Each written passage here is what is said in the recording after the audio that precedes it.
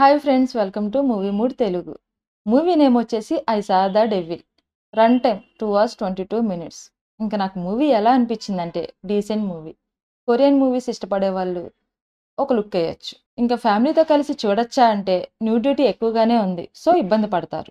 ఇంకా స్టోరీ లైన్కి వస్తే ఒక రోజు రాత్రి ఒక అమ్మాయి కారులో వెళ్తుండగా కార్ టైర్ పంచర్ అయింది.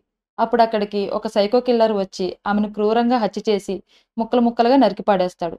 అప్పుడు ఆమె వుడ్ ఆ సైకో కిల్లర్ని కనిపెట్టి ఎలా రివెంజ్ తీర్చుకున్నాడు అనేది మీరు మూవీలోనే చూడాలి. ఇంకా మూవీ ఇన్డెప్త్గా ఎలా అనిపించిందంటే ఇది ఒక యావరేజ్ ఫిలిం.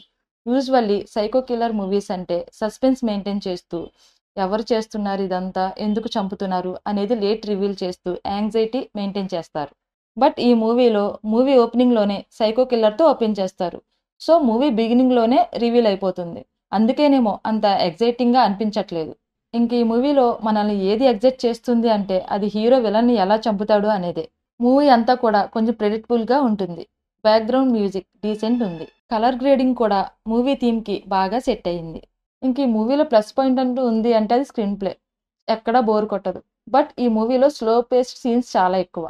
ఇంక ఈ మూవీలో అప్రిషియేట్ చేయాల్సింది లైటింగ్ సెటప్ చాలా రిచ్గా ఉంది. ఇంక ఈ మూవీలో సైకో కిల్లర్ బ్యాక్గ్రౌండ్ స్టోరీ ఇంకొంచెం బెటర్గా ఎక్స్ప్లోర్ చేస్తే బాగుండేది అనిపించింది.